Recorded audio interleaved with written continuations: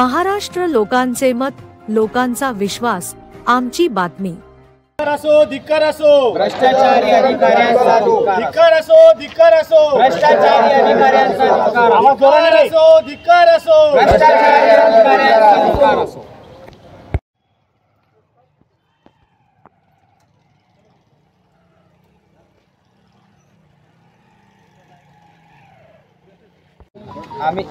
आम्ही सर्वजण इथं जमलेलो आहोत।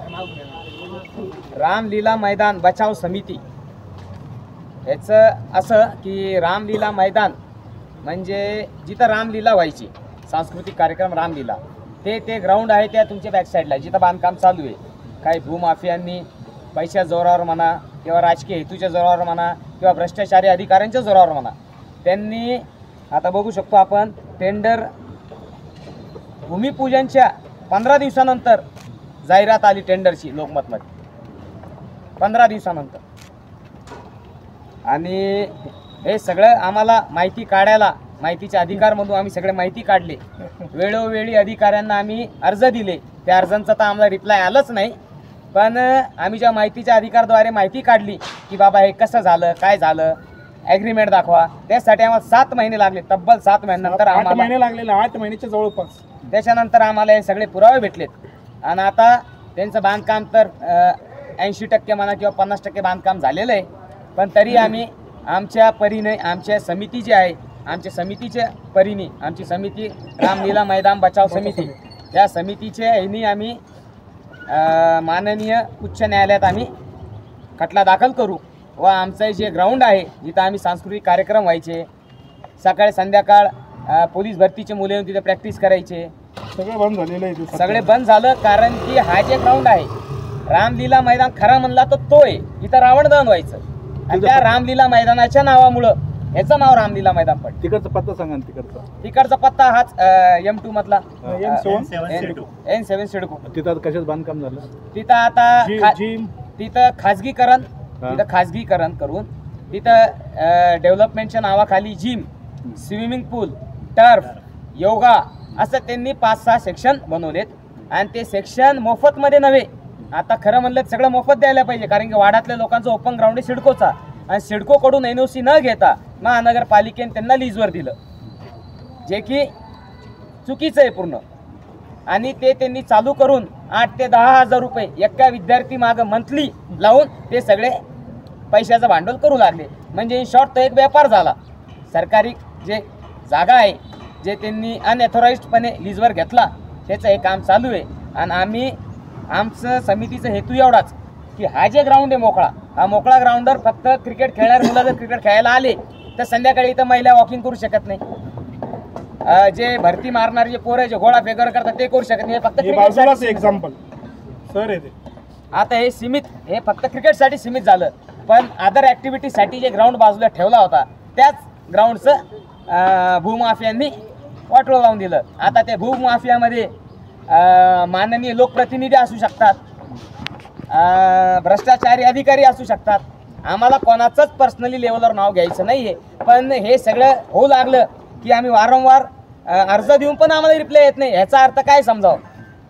मनपानं किती वर्षाची लीजवर दिलं त्यांनी काय आम्हाला अजून बहुतेक माझ्या हिशोबाने 101 वर्षाच्या करारीवर, पहिला करार असतो हा 30 वर्षाचा देते, पहिला अटेम्प्ट 30 वर्षाचा, नंतर ते वाढवता येते 100 वर्षापर्यंत।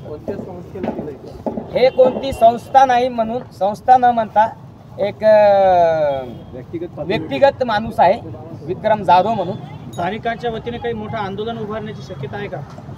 आता आंदोलन उभारून मला तरी वाटतं आंदोलन झाले आतापर्यंत, आंदोलन केलेत, तर आता इन शॉर्ट म्हणता येईल की या वाडासाठी खरं म्हणलं तर लोकप्रतिनिधींनी पहिलं त्यांचा प्रस्ताव टाकावा। पण आता तुम्हाला आधी सांगितलं, काही लोकप्रतिनिधींमुळं वाड्यातले जे लोकल लीडर्स आहे ते पण डेअरिंग नाही करायला यायचे। पण जर का हे काम थांबलं नाही, हे तर आम्ही थांबूच हायकोर्टात आम्ही माननीय हायकोर्टात आम्ही खटला दाखल करून आम्ही थांबूच।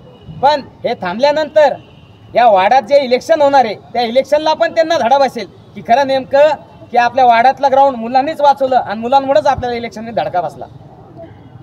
कारण की लोकप्रतिनिधीचं काम आहे की वाड्यातल्या लोकांचं म्हणणं काय, ते वाड्यातल्या लोकांचं म्हणणं सोडून ते भूमाफियांचं म्हणणं पाहू लागलेत, असं आलं नोट टाकलं खिशात. हे असं चालणार नाही. आपल्याकडे पालकमंत्री शहरातलेच हे अतुल सावे पण मंत्री आहे, त्यांच्या त्या संदर्भात तुम्ही त्यांच्याकडे आता मी सांगतो आता तुम्ही जे नाव घेतलं लोकप्रतिनिधींचं, ते स्वतः या भूमिपूजनला उपस्थित होते. तुम्ही नाव विचारला म्हणून सांगतो, ते स्वतः भूमिपूजनला मुख्य अतिथी म्हणून उपस्थित होते. त्या टायमाला आम्ही निषेध केला, विरोध केला, तर आम्हाला 2 मिनिटात पोलीस प्रशासन आली की तुम्ही मंत्र्यासमोर विरोध करतायत, आम्हाला उचलून दिलं. म्हणजे इन शॉर्ट आम्ही आंदोलनही नाही करू शकलो. संविधानाच्या दायऱ्यामध्ये येतो की बाबा तुम्ही विना कोणाला हानी पोहोचवता तुम्ही आंदोलन करू शकता. तिथं फक्त आम्ही आमचं विचारच मांडलेत की साहेब आम्ही या वाड्यातले माणसं आहे, आमचं असं असं आहे. तेवढ्यात त्यांना काय झालं काय माहित, पण मात्र माहितीचे अधिकार तुम्ही आता 8 महिने तुम्ही प्रयत्न केले. 8 महिन्यानंतर कोणाकोणाचे नाव असे नाव आज ना उद्या येणारच आहे ना. हा, तर नावं म्हणजे आम्ही मागवले की बाबा तुम्ही आम्हाला ह्याच्या रिलेटेड जे बनलेलं आहे, मग त्याचं करारनामा असो किंवा जे काही असेल तेच मागायला आम्हाला कमीत कमी 1 कॉपी मागवायला ते 3-3, 4-4 महिन्याच टाइम घ्यायचे. पण माहितीचा अधिकार असं म्हणतो की तुम्ही जे काही दिलेलं आहे ते तुम्हाला 2 महिन्यात जास्तीत जास्त 3 महिने भेटला पाहिजे, पण आम्हाला हेच 8 महिन्यानंतर भेटलं. मग आता याच्यामध्ये कोणते अधिकारी त्या अधिकाऱ्याचे नाव घ्या, कोण लोकप्रतिनिधी आहे, डेव्हलपर आहे, तुमची आता मी सांगतो अधिकारी. आता ह्या ग्राउंड लीजला कोणी दिलं? महानगरपालिकेने दिलं. मग आता ते तुम्हाला सांगायची गरज नाही की महानगरपालिकेच्या कोणत्या अधिकारीच्या जीवावर हे काम झालं. आता तुम्ही म्हणले मंत्रीच नाव घ्या. आता आपण ज्या वाड्यात बांधकाम चालू आहे तिथं कशाला कोणत्या मंत्रीच नाव घ्या? तुम्हाला माहित नाही का आता मंत्री कोण आहेत साहेब? नेत्यांचे नाव सांगा. नाव सांगा ना. आम्ही बोललोच की साहेब आले ते उद्घाटनाला. आता याच्यापेक्षा मोठं काय बोला? तुमची पुढची भूमिका काय आमची असेल? पुढची भूमिका टेंडरच सांगतो. टेंडर हे भूमिपूजनचं हे पत्रक भूमिपूजनचं 25ला लोकमत मध्ये महानगरपालिकानेच दिलं. आणि त्याच्यानंतर आणखीन एक तुम्हाला दाखवू इच्छितो मी.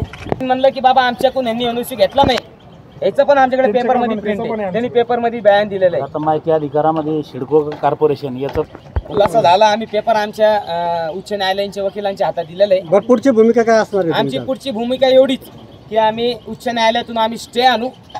आणि स्टे आणून आम्ही असं आम्ही आणखी स्टे आल्यानंतर आम्ही असं मुद्दा मांडू बाबा तिथं की बाबा आम्हाला हे जे आहे जसं आमचं ग्राउंड होतं ते ग्राउंड आम्हाला परत करणं. आपलं नाव? माझं नाव ॲडव्होकेट रविरंजन सुनील उपाध्याय.